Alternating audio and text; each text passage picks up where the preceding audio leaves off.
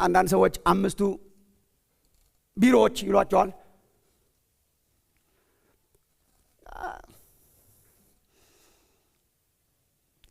ብዙ ደስ አይልም። ደስ ካላችሁ አከራከርም። ይሄ ስላልተጻፈ ልንከራከርበት እንችላለን። አምስቱን ቢሮዎች ላስተዋውቃችሁ አይልም። ቢሮ የለም። ጥሩ አይመስለኝም። በአንድ በኩል ፖዚሽን አመልካች ነገር ነው ቢሮ። ለዛ ይሆን ቢሮ የማይለቁ ሹማምንት በጣም ያፈራ ነው። ቢሮ አይለቁም፣ ሸሚዝ አይሰበስቡም፣ አያገለግሉም። በጣም አይ ዶንት ኖ ቢሮን ሳስብ ቁጭ ነገር ነው የሚታየኝ።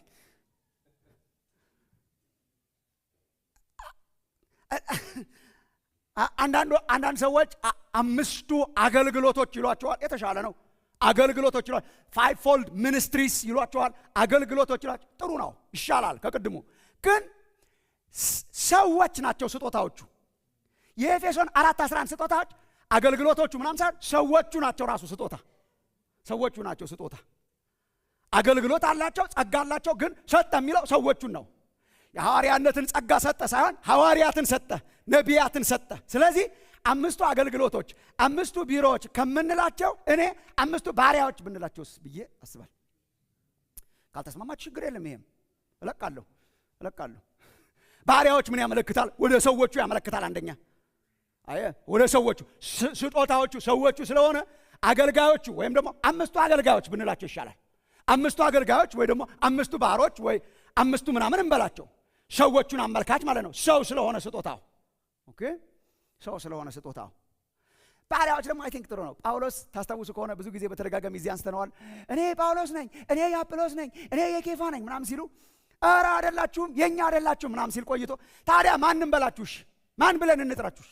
እናንተ ባለቤት ካይደላችሁ፣ የእርሻው ባለቤት ካልሆናችሁ፣ የህንፃው ባለቤት ካልሆናችሁ ምንድናችሁ እናንተ ለሚለው አንደኛ ቆሮንቶስ ምዕራፍ 4 ቁጥር 1 ላይ ሲናገር እኛን እንዲሁ ሰው ይላል። እንዲሁ የሚለው ቃል ራሱ ደስ ይላል። እኛን እንዲሁ ሰው የክርስቶስ ሎሌዎች፣ የክርስቶስ ባሪያዎችና የእግዚአብሔር ምስጢር መጋቢዎች አድርጎ ይቁጠረን ይላል። ምን አድርገን እንቁጠር? የክርስቶስ ሎሌዎች አድርጋችሁ ቁጠሩ። ሐዋርያው እኮ ነው እንደዚህ የሚለው። ማይ ብራዘር ሐዋርያውን ማን ብዬ ልጥራ ስትለው የክርስቶስ ሎሌ ይላል። የክርስቶስ ባሪያ ሰርቨንት ናቸው እነዚህ ፕራይመሪሊ። እና ጥሩ ነው ብዬ አስባለሁ። ኢትስ ኦኬ፣ ስያሜው ኢትስ ኦኬ። ስጦታዎቹ ሰዎች ናቸው። በብዙሃን መካከል እግዚአብሔር የሰጣቸው ስጦታዎች ናቸው። በቤተ ክርስቲያን ውስጥ ኔክስት ዊክ እንመጣበታለን፣ እንዳትቀሩ። ኔክስት ዊክ እንመጣበታለን። ምዕመናንን ለማስታጠቅ፣ ምዕመናንን ሙሉ ሰው ለማድረግ ይኸው 4:12 ምዕመናንን ሙሉ ሰው ለማድረግ የጸኑ ለማድረግ ቤተ ክርስቲያንን ጠንካራ ለማድረግ ቤተ ክርስቲያንን ለማስፋት ቤተ ክርስቲያንን ለማስታጠቅ ቅዱሳንን ለማገልገል ቅዱሳንን ለማስታጠቅ ቅዱሳንን መቹር ለማድረግ እግዚአብሔር ለቤተ ክርስቲያን የሰጣቸው መሪ አገልጋዮች ናቸው። እነዚህ ከብዙሃን መካከል የተሰጡ አገልጋዮች ናቸው። የተሰጡ ስጦታዎች ናቸው ቸርችን እንዲያገለግሉ ማለት። ሰጪው ክርስቶስ ነው። አሁንም ላስት ዊክ አይተነዋል ይሄን። ሰጪው ክርስቶስ ነው። ወደ ላይ ከፍ ከፍ አለና ምርኮን ማረከና ስጦታን ሰጠን የሚለው የሰጠው ክርስቶስ ነው። ና ሐዋርያትን፣ ነቢያትን፣ ወንጌል ሰባኪዎችን፣ እረኞችን፣ አስተማሪዎች የቤተ ክርስቲያን ቅጥር አይደሉም። የክርስቶስ ስጦታ ናቸው። የክርስቶስ ስጦታ ናቸው። ሰጪው ክርስቶስ ነው። ቤተ ክርስቲያን ትለያለች እንጂ የተሰጡትን ቤተ ክርስቲያን ትለያለች እንጂ አትሰጥም፣ አታረግም። ምን ማለት ነው? ቤተ ክርስቲያን ሐዋርያ አታረግም። ስልጣን የላትማ። the church does not have that authority። ቤተ ክርስቲያን ፓስተር አታረግም። ኖ ለዚህ ነው ጳውሎስ የክርስቶስ ሎሌዎች ነን የሚለው። ሎሌነታችን ለክርስቶስ ነው። የተጠራ ነው በክርስቶስ ነው።